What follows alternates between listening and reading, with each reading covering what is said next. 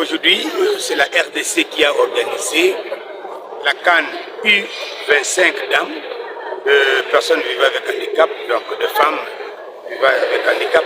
Quelles sont d'abord vos impressions sur l'organisation? Ça ne peut qu'être des impressions, des joies. Vous savez, pour votre information, la Fédération congolaise de basket s'est fondée et la première fédération qui fut créée par le comité national paralympique. Donc, à ce titre, nous la considérons comme la fille aînée du mouvement paralympique de la République démocratique du Congo. Arrivé à ce stade où la Confédération fait confiance à la République démocratique du Congo pour abriter un tel événement de prestige, ça ne peut que réjouir nous qui sommes les géniteurs de cette fédération. En tant que président national des personnes vivant avec handicap et secrétaire général du CNP, Conseil national, Comité national paralympique. Aujourd'hui, comment est-ce que vous voyez d'abord la prestation des athlètes handicapés?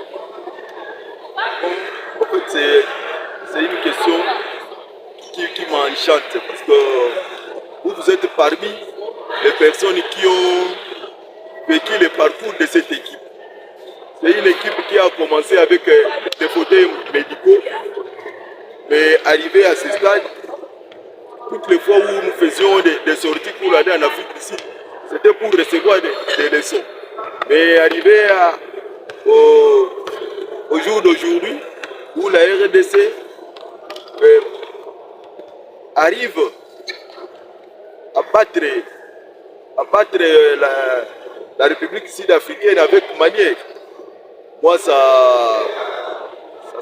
me donne vraiment de la joie et je me dis le travail qui a été fait, c'est un travail formidable. Le niveau des athlètes? Bon, petit à petit, elle s'améliore. Mais comme vous avez vu, il y a les problèmes de matériel qui se posent avec beaucoup d'acuité. Aujourd'hui, les fauteuils que la République démocratique du Congo est en train d'utiliser, ce sont des fauteuils qui ne répondent plus aux normes. Donc, nous souhaiterons à l'avenir que le gouvernement puisse mettre la main à la pâte pour que nous puissions acheter des fauteuils adéquats. Bon, alors, il n'y a que la Fédération congolaise de basket sur fauteuil ou bien au niveau du CNP, vous avez quand même d'autres fédérations? Bon, au jour d'aujourd'hui, nous avons au moins 4 fédérations qui sont opérationnelles. Nous avons, hormis la FECOBA, la Fédération congolaise de basket sur fauteuil, nous avons aussi la Fédération des para-volés, dénommée FECOBA. Nous avons aussi la Fédération congolaise de football pour amputés, dénommée FECOFAM. Et bientôt là, il y aura une nouvelle fédération pour les sports pratiqués par les aveugles qui va voir les jours d'ici peu. Les aveugles ne voient pas, les aveugles sont guidés. Comment est-ce qu'ils peuvent pratiquer les sports? En fait, il y a plusieurs disciplines. Vous savez, lorsque les personnes handicapées arrivent au niveau du comité national paralympique, nous avons une équipe qui est chargée de la détection des talents. Cette équipe-là fait des examens déjà quelle catégorie de handicap pour quelle discipline est éligible par rapport à cet handicap-là. Donc, nous sommes assez outillés pour ça, pour orienter nos athlètes d'une manière intelligible.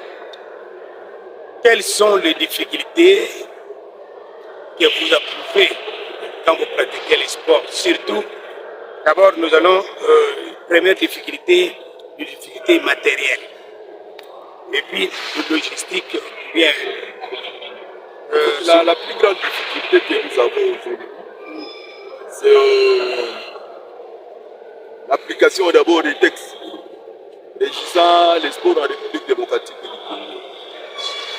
À ce sens-là, les soutiens institutionnels que nous attendons du gouvernement n'est que des soutiens incidentiels.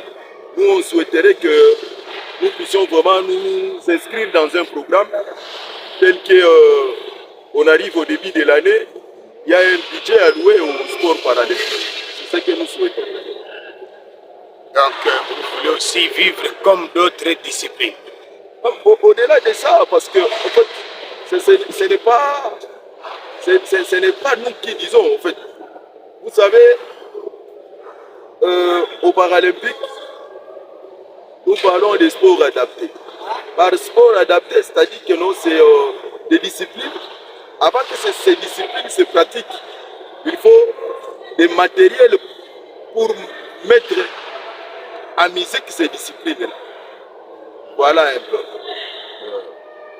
Donc il y a des choses liées j'ai parlé des équipements. Je voulais ajouter encore les transports. Les transports compte tenu liés d'entraînement et les domiciles des athlètes, ça pose un souci. La mobilité des athlètes est assumée. En fait, jusque-là, ça s'est fait d'une manière que je ne saurais pas vous dire comment nous arrivons à nous organiser à ces fins. Donc, tantôt, il y a la fédération qui donne des moyens, des jours des entraînements. Et là, spécifiquement, c'est pour les baskets en fauteuil. Mais pour les autres disciplines, les athlètes se débrouillent pour arriver au lieu des entraînements. Est-ce que vous pensez amener cette discipline, bien ces disciplines, toutes ces disciplines que vous venez d'évoquer, le paralympique, dans des universités, dans des écoles, tout ça? Parce qu'il y a aussi des étudiants qui ont des handicaps, qui peuvent aussi pratiquer les disciplines.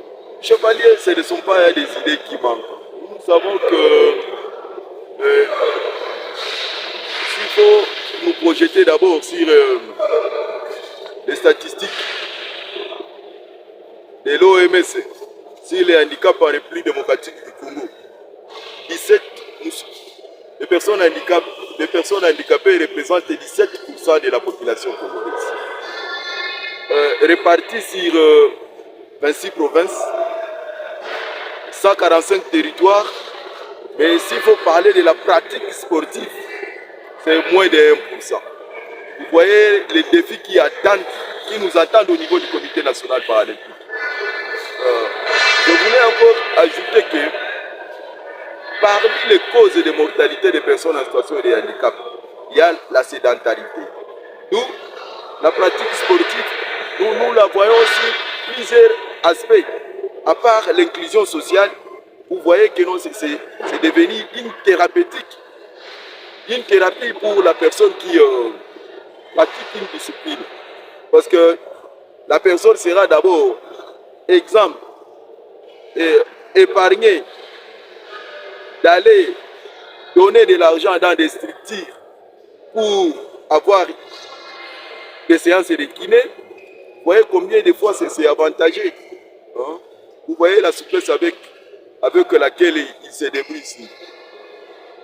L'athlète tombe, dans moins de 2 secondes, il est déjà debout. Ça, c'est formidable. Nous sommes presque tout à l'heure vers la fin. Il y a une question qui me vient. Vous avez une discipline football dessous. Où en sommes-nous avec cette discipline? Le football dessous. Suffisamment avancé avant que vous n'arriviez ici. Si je dois parler d'abord de la ville de Kinshasa, au jour d'aujourd'hui, nous avons au moins 6 équipes qui sont opérationnelles. Et pendant les vacances, nous allons organiser un tournoi au niveau provincial. Et au-delà de ça, à Lubumbashi, la discipline est tellement avancée qu'ils ont eu déjà à participer à plusieurs compétitions, notamment la compétition qu'a organisée la SADC, où la République démocratique du Congo est sortie championne. Donc, c'est une discipline qui sévit, qui est une réalité. Ce n'est pas question de s'exercer à gauche et à droite. Alors, le badminton, parce qu'il y avait le badminton qui montait. Aujourd'hui, je pense qu'on ne parle plus de badminton paralympique. Où en sommes-nous? Oh là, vous êtes mal informé.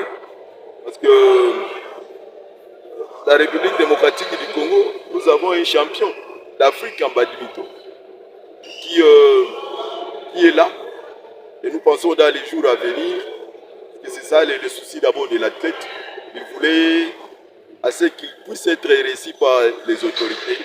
Ça, c'est déjà une audience que je suis en train de solliciter auprès de son Excellence Didier Boutim pour que cet athlète-là puisse être honoré. Donc la coupe est là. Il a décroché plusieurs médailles. Une médaille en or, une médaille en argent, une médaille en bronze. Donc jusque-là, il n'est pas encore reçu. Il n'est pas encore reçu. Nous attendons le moment à venir. Est-ce que vous avez fait quand même une démarche pour qu'il soit reçu? Pardon? Vous avez déjà amorcé les démarches pour qu'il soit reçu? Amorcé les démarches. Oui, pendant que nous sollicitions l'audience, le ministre était en déplacement. Et voilà, nous attendons parce que bon, en fait, ce n'est pas un travail seulement fait par les CNP. Comme l'athlète était encadré par la Fédération des badminton du Congo. Donc, c'est une démarche qui doit s'effectuer concomitamment avec la Fédération des badminton. Un mot de la fin pour aujourd'hui. En fait, nous sommes en plein championnat. Moi, j'interpelle d'abord le public quinois pour qu'ils viennent découvrir les talents de nos ambassadrices africaines. Et aux autorités de soutenir les disciplines paralympiques. Parce que sans leur appui, malgré la volonté de tout ce que nous sommes en train de faire, rien ne pourra avancer. Merci. Je vous en prie.